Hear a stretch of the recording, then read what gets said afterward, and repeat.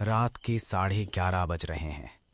अजय अपनी पुरानी मोटरसाइकिल से शहर से अपने गांव लौट रहा है। चारों तरफ घना जंगल है और सन्नाटा इतना गहरा है कि सिर्फ झिंगुरों की आवाज आ रही है। अचानक उसकी बाइक का टायर पंक्चर हो जाता है।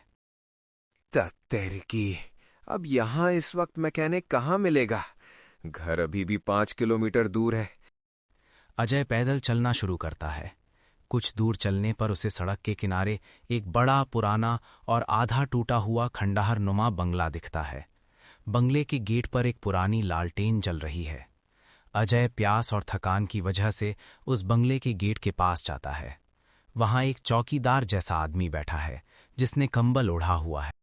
काका, प्यास लगी है, क्या थोड़ा पानी मिल सकता है? मेरी बाइक खराब हो गई है।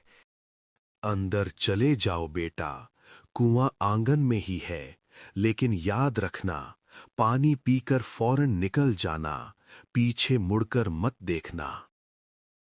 क्यों काका, ऐसा क्या है यहाँ?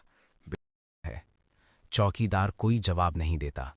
अजय अंदर चला जाता है। आंगन के बीचों बीच एक पुराना कुआं है। जैसे ही अजय बाल्टी डालता है, उसे कुएं के अंदर से किसी के हंसने की हल्की आवाज सुनाई देती है। अजय पानी पीकर जैसे ही मुड़ता है, उसकी नज़र बंगले की ऊपरी मंजिल की खिड़की पर पड़ती है। वहां एक छोटी लड़की खड़ी है जिसके बाल बहुत लंबे हैं और चेहरे पर कोई मांस नहीं है। वो अजय को हाथ हिलाकर बुला रही है।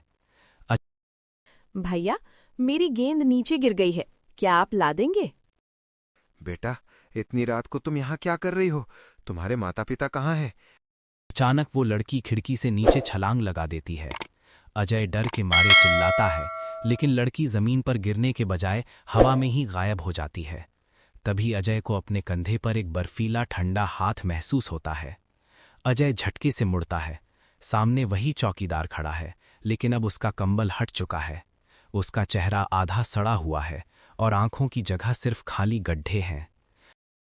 मैंने कहा था ना, पीछे मुड़कर मत देखना। अब तुम भी यहीं रहोगे, हमारी रखवाली करने के लिए। अजय अपनी पूरी ताकत लगाकर गेट की तरफ भागता है, लेकिन उसे महसूस होता है कि रास्ता खत्म ही नहीं हो रहा। वो जितना तेज भागता है, बंगला उतना ही बड़ा होता जाता है।